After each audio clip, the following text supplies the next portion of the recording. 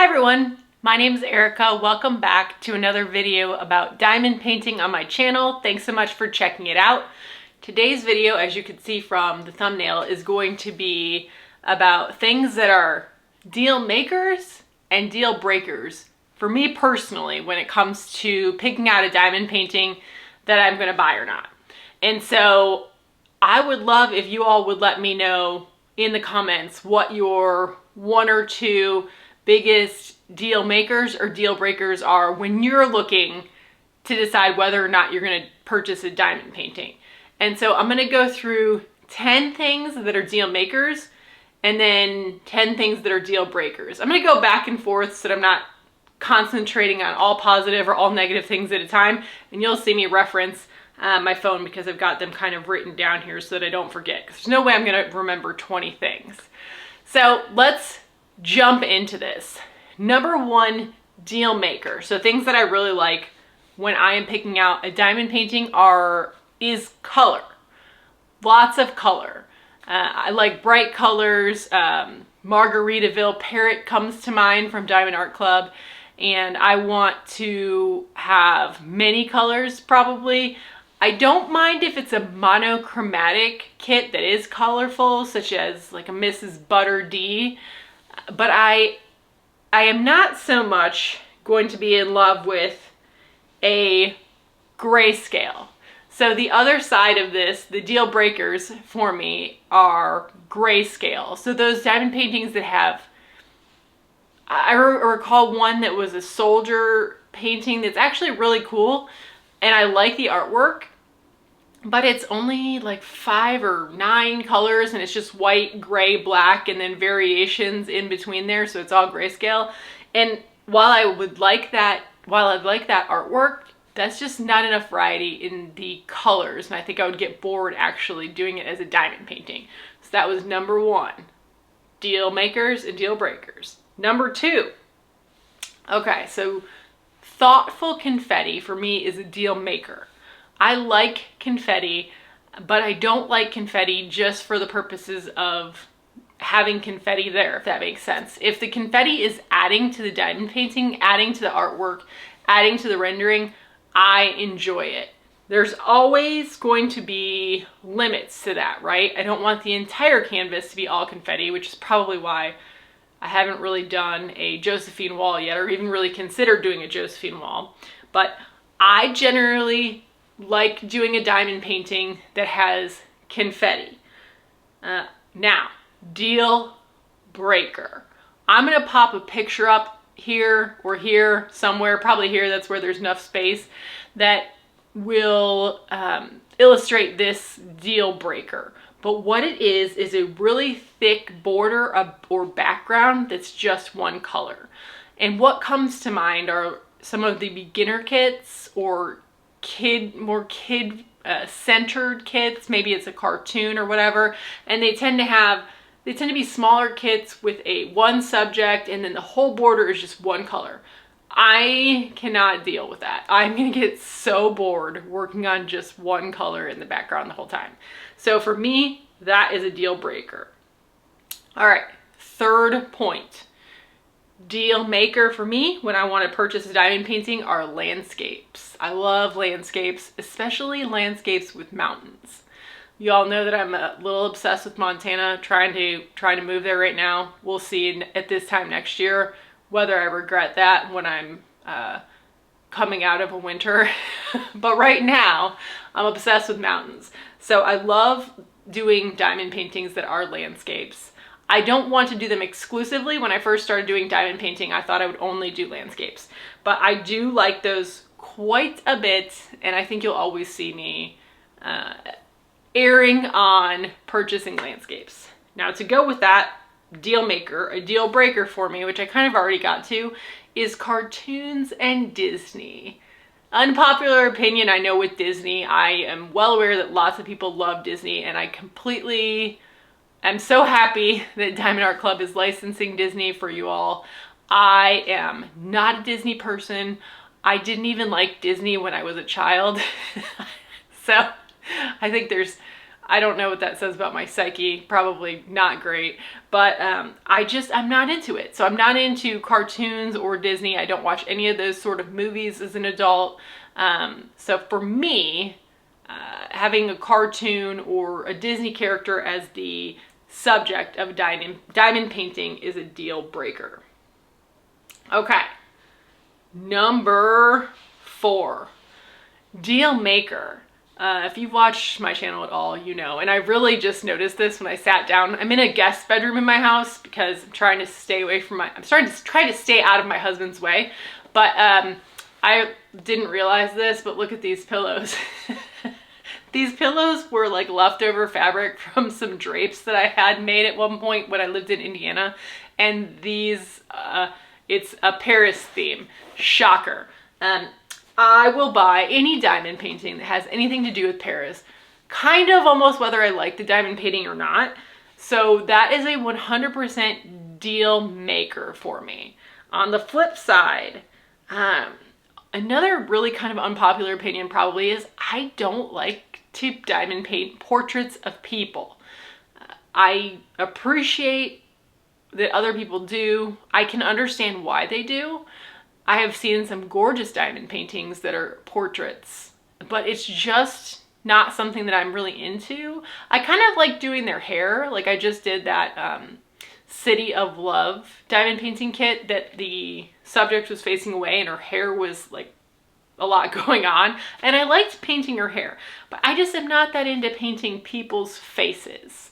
So yeah, that's a deal breaker for me. Number 5, deal maker for me is Christmas diamond paintings. When I first discovered diamond painting, the first order that I made from Diamond Art Club was 4 different Christmas diamond paintings. And I was so excited about them. And the first few diamond paintings that I did from Diamond Art Club were Christmas diamond paintings. I love Christmas. I love buying diamond paintings that focus on Christmas. I'm having to hold myself back from doing a diamond painting that I got from the one with the diamond art that's like a pastel pink Christmas tree. I'm probably not going to make it till Christmas with that one, but that is something that I'm already looking forward to, the Diamond Art Club drop of Christmas diamond paintings, which I think is going to be in, like, if I'm not mistaken, like October, or at least it was last year. All right, on the other side of that, deal breaker for me in diamond paintings, fantasy. I don't like dragons, fairies, that type of thing.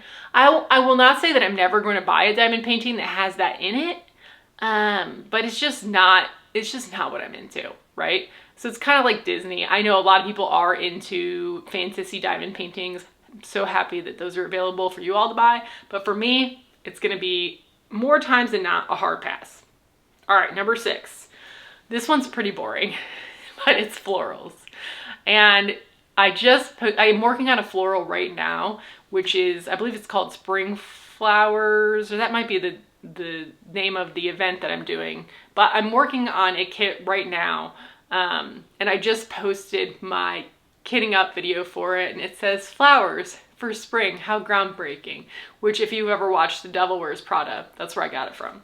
But anyway, I like florals, kind of like not landscape, stillscape, is that what they're called? I'm trying to channel my like 8th grade art knowledge, and I'm failing. So still life. That's what it's called. So I like those. I like flowers. I like diamond painting flowers. I think it's calming, and also they're very bright and colorful, so I find it interesting. I like those. So on the flip side of that, I do not like diamond paintings that include licensed movies. So like there was Diamond Art Club had Superman and Harry Potter, and I can't remember what others, but they've licensed several movies. I think it's a great business dealing for them, because I think a lot of people are into that, but I'm not. I don't really have the attention span to sit down and watch movies most of the time, which is odd because I can watch like 4 half-hour shows in a row and binge them, and it's the same amount of time as a movie, but for some reason I can do that. So those typically are going to be a pass for me. All right. We're more than halfway through here. Thanks for sticking this far in the video. If you are still here, please give me a like. It helps the channel so much. I'm trying to grow the channel. I'm just about 200 subscribers, trying to get to 1,000 by the end of the year, which is not going to be easy. I would love your support. If you just hit that subscribe button, I would greatly appreciate it. Now, number 6. Oh, I guess last one was number 6. Okay, so number 7. We're even further than I thought. Deal maker is any diamond painting with a bunch of different vignettes that I think are interesting.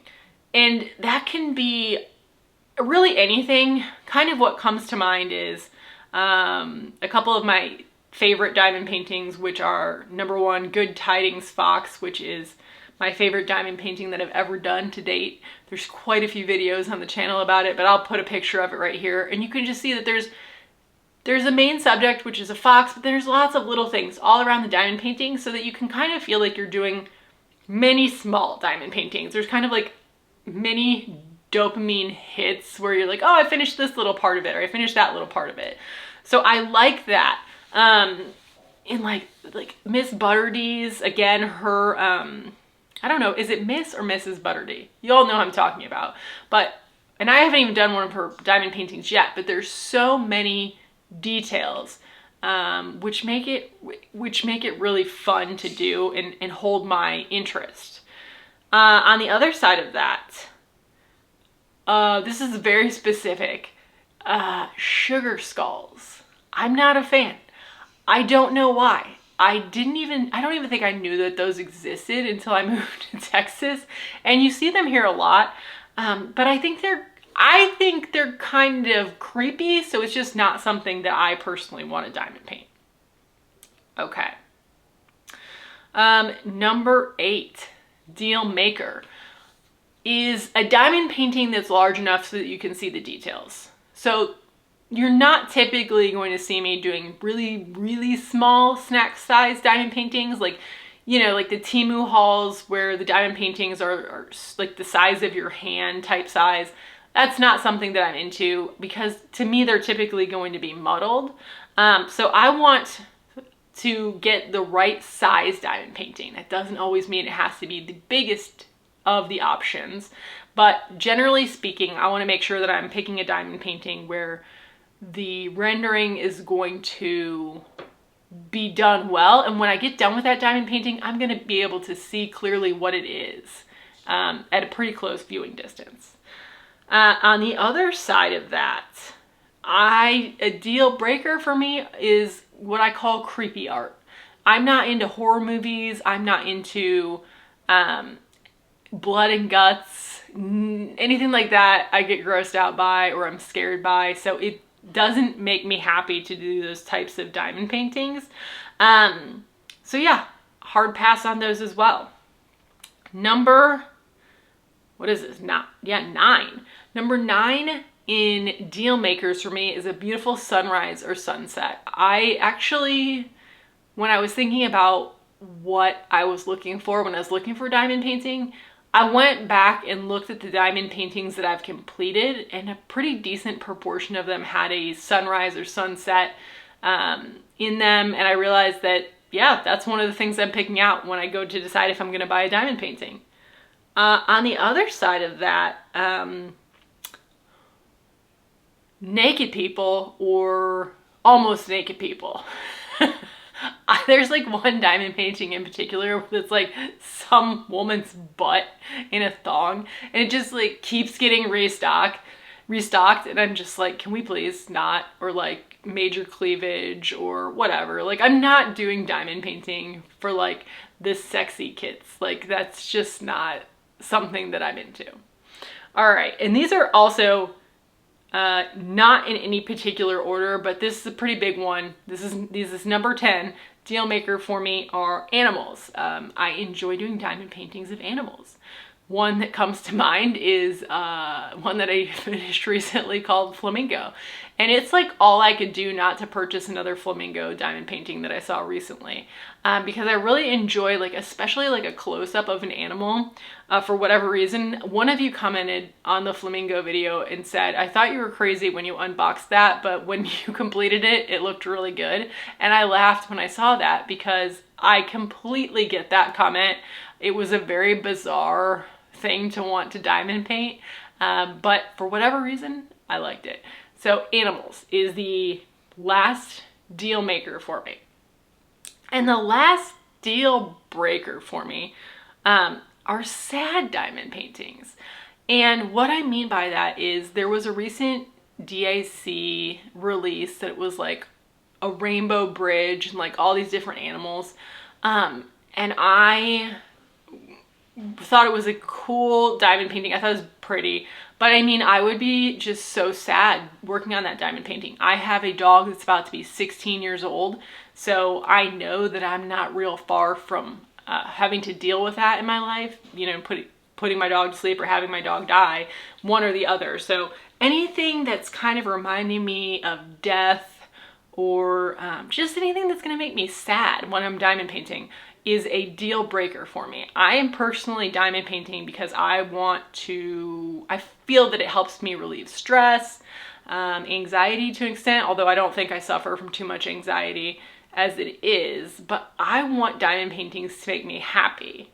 So those are my 10 deal makers and deal breakers when it comes to what I'm looking for in the subject matter of something I'm going to diamond paint. Again, let me know a couple of your opinions in the comments. I'll be interested to see it. There are no right or wrong answers here. I respect everybody diamond paints for different reasons and everybody's into different things, which is why I think it's so great that there's so many diamond painting companies and there really is something for everyone. So again, thanks for checking out the channel today. I really appreciate you stopping by, and until next time, happy diamond painting.